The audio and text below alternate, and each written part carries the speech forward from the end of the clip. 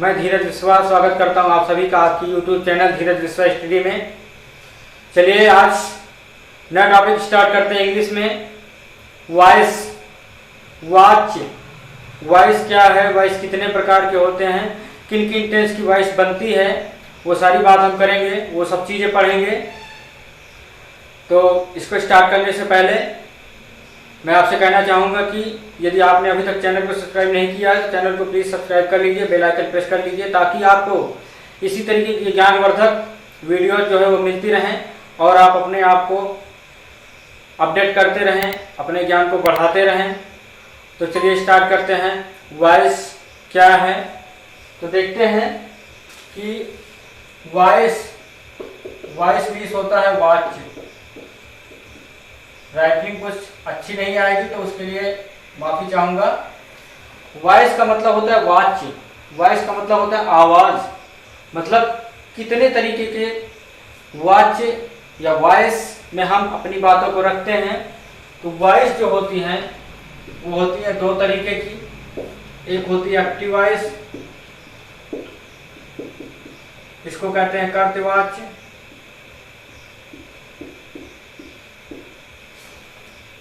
और दूसरी होती है पैसिव वॉइस, मतलब कर्मवाच्य। वॉइस का मतलब होता है वाच्य, वाच्य मतलब वाक्य, आवाज। वाक्य हम दो तरीके से बोल सकते हैं, एक एक्टिव वॉइस में बोल सकते हैं, दूसरा पैसिव वॉइस में बोल सकते हैं। तो एक्टिव का मतलब होता है सक्रिय होना, पैसिव का मतलब होता है निष्क्रिय होना। जिस सेंटेंस में सब्जेक्ट जो है कर्ता वो एक्टिव रहे, मतलब कार्य करने का जो भार होता है वो कर्ता के ऊपर पड़े, मतलब उस सेंटेंस में जो है सब्जेक्ट मेन होता है वो होता है एक्टिव वॉइस। और जिस सेंटेंस में कार्य का भार जो है वो ऑब्जेक्ट पर पड़ता है उसको कहते हैं पैसिव वॉइस। मतलब उसमें जो सब्जेक्ट होता है वो पैसिव होता है, वो निष्क्रिय होता है, इसलिए इसको पैसिव वॉइस बोला जाता है। तो वॉइस समझ में आ गया। वॉइस का मतलब होता है वाक्य। वाक्य कई दो तरीके से बोल सकते हैं हम, एक्टिव वॉइस में बोल सकते हैं, पैसिव वॉइस में बोल सकते हैं। एक्टिव वॉइस का मतलब होता है कर्तवाच्य, पैसिव वॉइस का मतलब होता है कर्मवाच्य। एक्टिव का मतलब होता है इसमें सब्जेक्ट जो है वो एक्टिव रहता है, सक्रिय रहता है, मतलब कार्य करने का जो भार पड़ता है वो सब्जेक्ट के ऊपर पड़ता है। पैसिव वॉइस का मतलब होता है निष्क्रिय वाक्य। कहने का मतलब जिस सेंटेंस में सब्जेक्ट जो है निष्क्रिय रहे, उसमें ऑब्जेक्ट जो है मुख्य भूमिका निभाता है, उसको कहते हैं पैसिव वॉइस।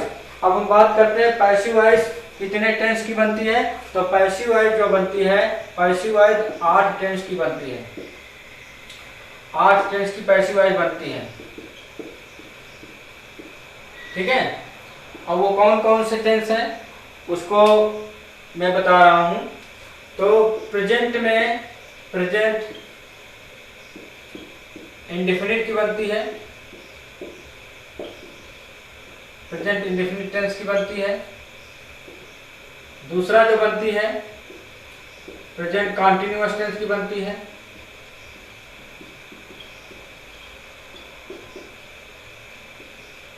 फिर प्रेजेंट परफेक्ट की बनती है।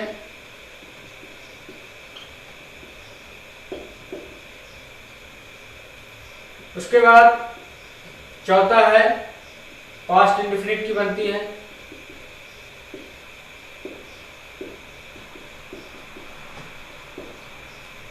पास्ट कॉन्टिन्यूअस टेंस की पैसिव वॉइस बनती है।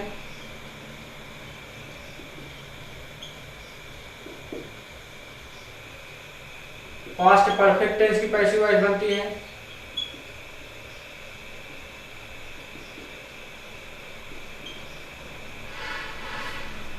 उसके बाद नेक्स्ट है फ्यूचर इंडेफिनिट की पैसिव वॉइस बनती है।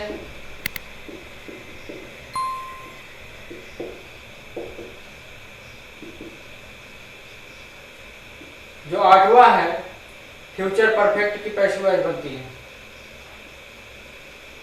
अभी हम बताते हैं कि जो 4 टेंस बच गए हैं उनकी पैसिव वॉइस क्यों नहीं बनती है।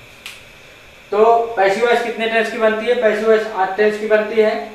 प्रेजेंट इंडेफिनिट की बनती है, प्रेजेंट कंटीन्यूअस टेंस की बनती है, प्रेजेंट परफेक्ट टेंस की बनती है, पास्ट इंडेफिनिट टेंस की बनती है, पास्ट कंटीन्यूअस टेंस की बनती है, पास्ट परफेक्ट टेंस की बनती है, फ्यूचर इंडेफिनिट टेंस की पैसिव वॉइस बनती है, फ्यूचर परफेक्ट टेंस की पैसिव वॉइस बनती है। ठीक है, अब यहाँ पे हम देखते हैं कि indefinite continuous perfect, indefinite continuous perfect मतलब इसमें जो लास्ट वाला होता है, जैसे प्रेजेंट परफेक्ट कंटीन्यूअस टेंस की पैसिव वॉइस नहीं बनती और पास्ट परफेक्ट कंटीन्यूअस की पैसिव वॉइस नहीं बनती, फ्यूचर कंटीन्यूअस टेंस की पैसिव वॉइस नहीं बनती है, फ्यूचर परफेक्ट कंटीन्यूअस टेंस की पैसिव वॉइस नहीं बनती। अब क्यों नहीं बनती, इसका रीजन होता है। इसका रीजन ये है कि जब हम जैसे हम प्रेजेंट इंडेफिनिट टेंस की पैसिव वॉइस बना रहे हैं तो उसमें जो है पैसिव वॉइस बनाते समय जो हेल्पिंग वर्ब यूज होगी वो प्रेजेंट कंटीन्यूअस टेंस की यूज होती है। ठीक है, लेकिन अब जैसे हम फ्यूचर परफेक्ट टेंस की पैसिव वॉइस बनाते हैं तो उसमें जो हेल्पिंग वर्ब यूज करेंगे वो फ्यूचर परफेक्ट कंटीन्यूअस टेंस की यूज कर देते हैं। यदि हम फ्यूचर परफेक्ट कंटीन्यूअस टेंस की अगर पैसिव वॉइस बनाएंगे तो उसमें किस टेंस की पैसिव मतलब हेल्पिंग वर्ब यूज करेंगे, इसलिए जो है जितने भी परफेक्ट कंटीन्यूअस टेंस होते हैं उनकी पैसिव वॉइस नहीं बनती। और इधर फ्यूचर कंटीन्यूअस टेंस की इसलिए पैसिव वॉइस नहीं बनती क्योंकि फ्यूचर कंटीन्यूअस टेंस की हेल्पिंग वर्ब जो है वो फ्यूचर इंडेफिनिट टेंस को बनाने में लग जाती है।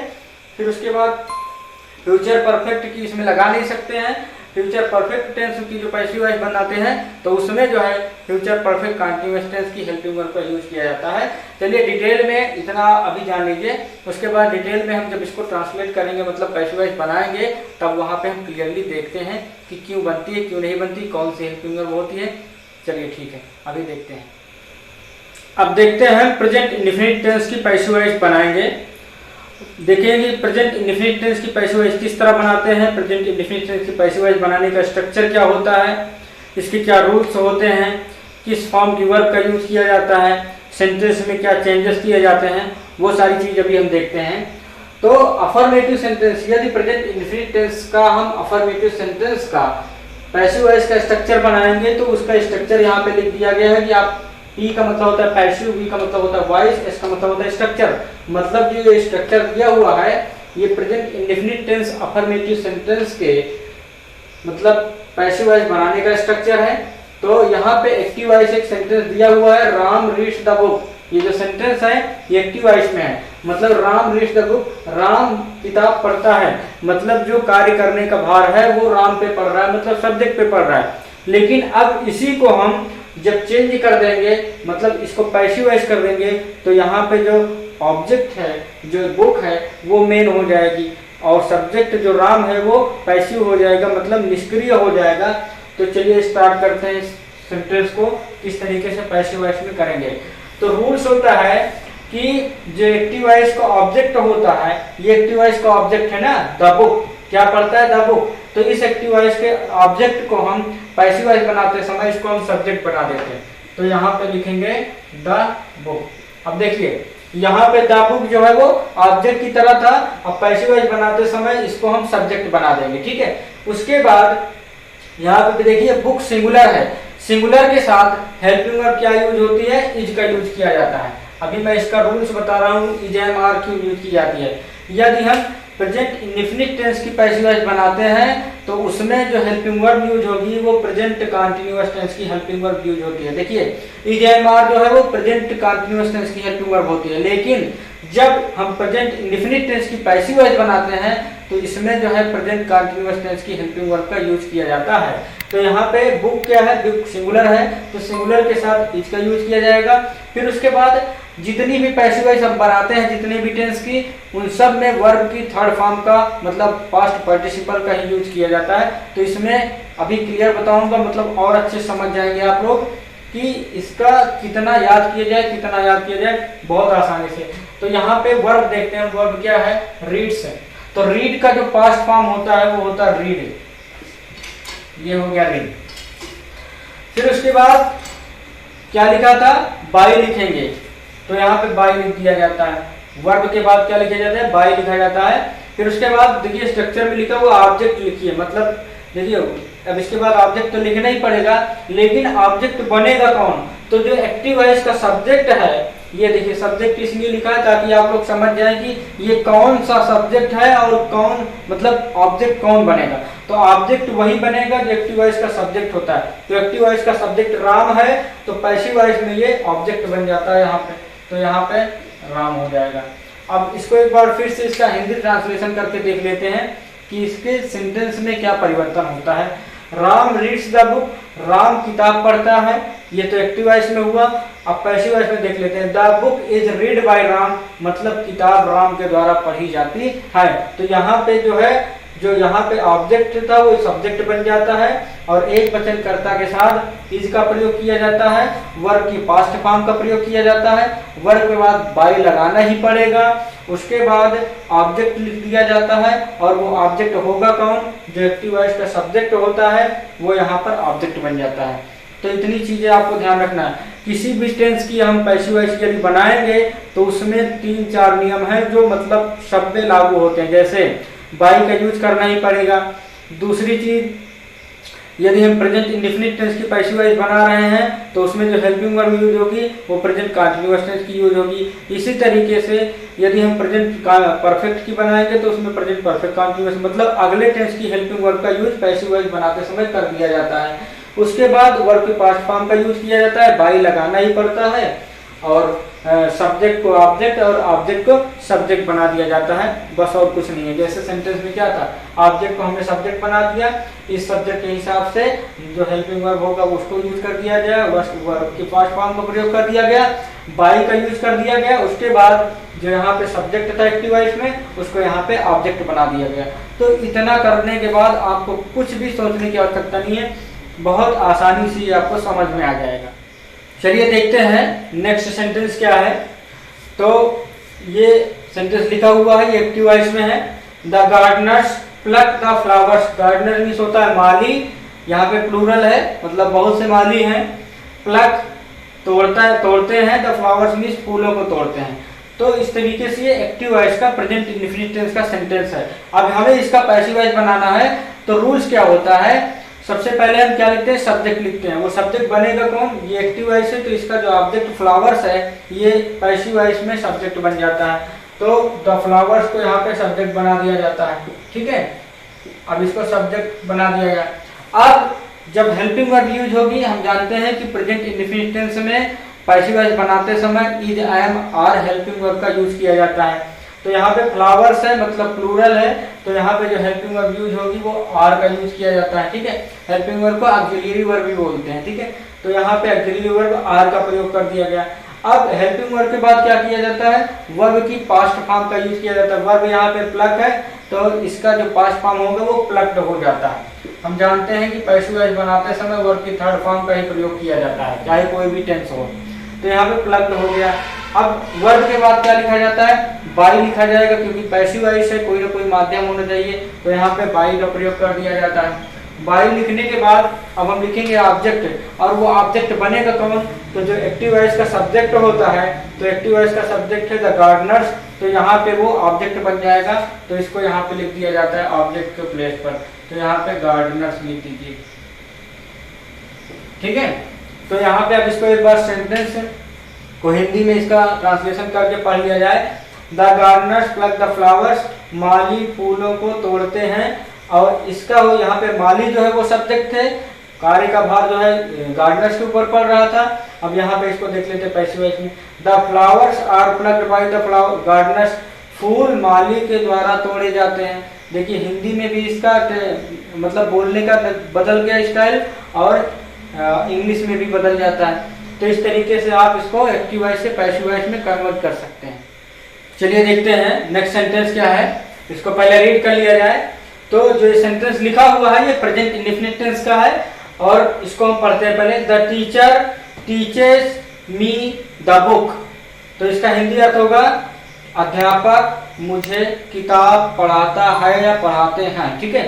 तो ये प्रेजेंट इंडेफिनिट टेंस का है। कैसे जानेंगे प्रेजेंट इंडेफिनिट टेंस का है, क्योंकि मेन वर्ब में एस का प्रयोग किया गया है, क्योंकि सब्जेक्ट सिंगुलर है, तो हम समझ जाते हैं कि ये प्रेजेंट इंडेफिनिट टेंस का है। वैसे भी तो अब इसको हम क्या करते हैं, पैसिव वॉइस में कन्वर्ट करते हैं। तो पैसिव वॉइस में कन्वर्ट करने के लिए रूल होता है कि जो एक्टिव वॉइस का ऑब्जेक्ट है उसको हम बना दें सब्जेक्ट। तो यहाँ पे दो ऑब्जेक्ट है, एक मी है और एक द बुक है। मी जो है इनडायरेक्ट ऑब्जेक्ट है, द बुक जो है वो डायरेक्ट ऑब्जेक्ट है, ठीक है।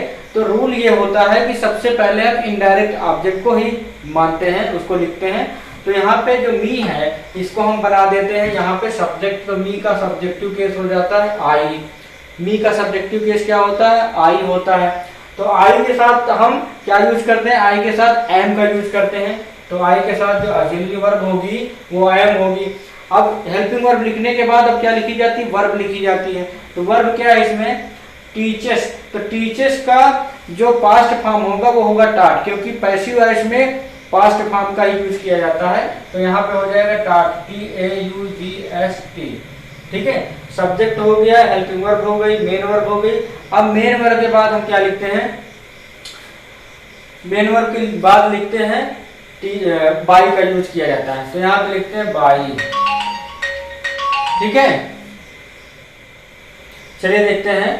तो यहाँ पे डबल ऑब्जेक्ट था। ठीक है, तो अब क्या करते हैं? आई एम टॉट, क्या पाया गया? The book, taught the book. अब जो ऑब्जेक्ट यूज होगा वो ऑब्जेक्ट क्या है? देखिए, I am taught the book. तो या इसके बाद क्या लिखा जाएगा? बाय लिखा जाएगा। उसके बाद यहाँ पर जो सब्जेक्ट है द टीचर, इसको पैसिव वॉइस बनाते समय ऑब्जेक्ट बना देते हैं। तो यहाँ पे ये ऑब्जेक्ट के प्लेस पे आ जाएगा द टीचर। ये I am taught the book by the teacher. अब इसका हिंदी में ट्रांसलेशन कर लेते हैं। द टीचर टीचर्स में द बुक, अध्यापक मुझे बुक पढ़ाता है। अब जो पैसिव वॉइस है उसका हिंदी ट्रांसलेशन करते हैं। I am taught the book by the teacher, मुझे बुक टीचर के द्वारा पढ़ाई जाती है। तो इस तरीके से इसके हिंदी लहजे में भी डिफरेंस हो जाता है और इंग्लिश में भी इसके स्ट्रक्चर में भी बदलाव हो जाता है। तो इस तरीके से पैसिव वॉइस ये बन जाता है। चलिए अब देखते हैं निगेटिव सेंटेंस कैसे बनता है। चलिए देखते हैं निगेटिव सेंटेंस क्या है। निगेटिव सेंटेंस, यदि हम प्रेजेंट इंडेफिनिट के निगेटिव सेंटेंस का पैसिव वॉइस बनाते हैं तो उसका स्ट्रक्चर होता है, सबसे पहले हम क्या लिखते हैं? सब्जेक्ट लिखते हैं। और सब्जेक्ट कौन बनता है? जो एक्टिव वॉइस का ऑब्जेक्ट होता है वो सब्जेक्ट बन जाता है पैसिव वॉइस बनाते समय। उसके बाद हेल्पिंग और इज-एम-आर का यूज किया जाता है। क्यों यूज किया जाता है? क्योंकि पैसिव वॉइस का नियम होता है कि यदि हम प्रेजेंट इंडेफिनिट का पैसिव वॉइस बना रहे हैं तो उसमें प्रेजेंट कंटीन्यूअस टेंस की हेल्पिंग वर्ब का यूज किया जाता है। तो यहाँ पे इज-एम-आर हेल्पिंग वर्ब की तरह यूज होती है। उसके बाद क्योंकि निगेटिव सेंटेंस है तो हेल्पिंग वर्ब के बाद ही नॉट का यूज किया जाता है। तो यहाँ पे नॉट का प्रयोग कर दिया जाएगा। उसके बाद वर्ब की थर्ड फॉर्म मतलब पास्ट पार्टिसिपल का यूज किया जाता है। जितने भी टेंस के हम पैसिव वॉइस बनाते हैं उसमें वर्ब की थर्ड फॉर्म का ही यूज करेंगे, ये हमेशा याद रखना है। उसके बाद बाई का यूज किया जाता है, फिर ऑब्जेक्ट लिखा जाता है और वो ऑब्जेक्ट बनेगा कौन? जो एक्टिव वॉइस का सब्जेक्ट होता है वो पैसिव वॉइस में ऑब्जेक्ट बन जाता है। ठीक है, तो यहाँ पे सेंटेंस दिया हुआ है एक्टिव वॉइस का और ये निगेटिव सेंटेंस में देखिए डू डज जो है प्रयोग डू डज लगा हुआ है। तो डू डज जो है वो प्रेजेंट इंडेफिनिट टेंस की हेल्पिंग वर्ब होती है। तो हम समझ सकते हैं कि ये प्रेजेंट इंडेफिनिट टेंस का है और निगेटिव सेंटेंस का है क्योंकि यहाँ पे नॉट का यूज किया गया। अब इसको पैसिव वॉइस बनाते हैं। तो पैसिव वॉइस बनाने के लिए क्या किया जाता है? जो एक्टिव वॉइस का ऑब्जेक्ट होता है उसको हम सब्जेक्ट बना देते हैं। तो एक्टिव वॉइस का ऑब्जेक्ट क्रिकेट है तो क्रिकेट को यहाँ पे सब्जेक्ट बना दिया जाता है।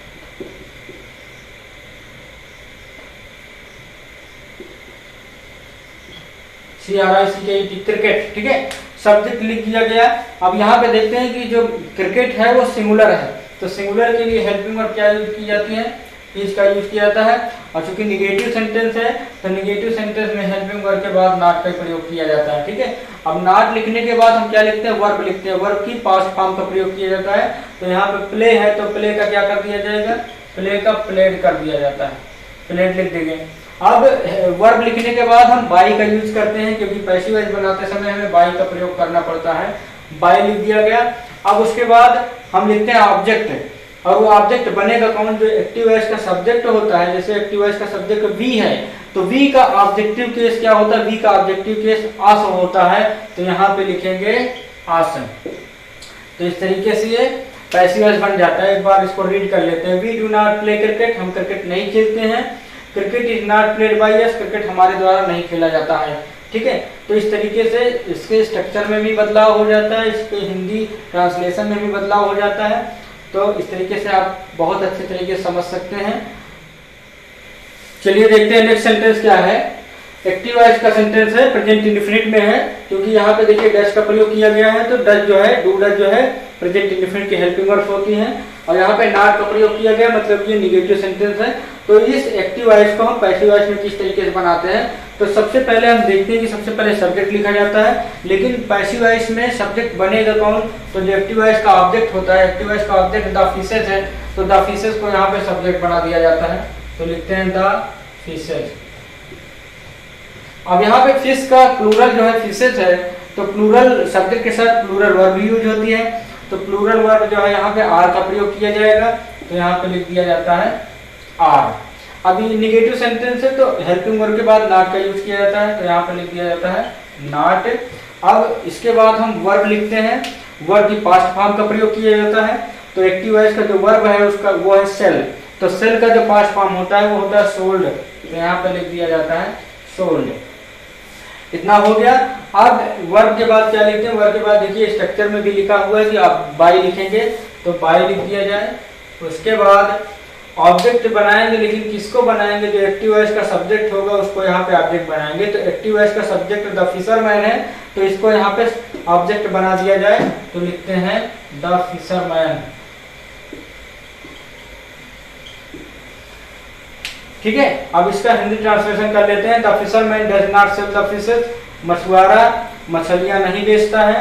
अब यहाँ पे जो कार्य का भार पड़ रहा है वो सब्जेक्ट फिशरमैन के ऊपर पड़ रहा है, लेकिन यहाँ पे जो है जो मेन है, जो एक्टिव में है वो है fishes. The fishes are not sold by the fisherman, मतलब मछलियां मछुआरे द्वारा नहीं बेची जाती हैं।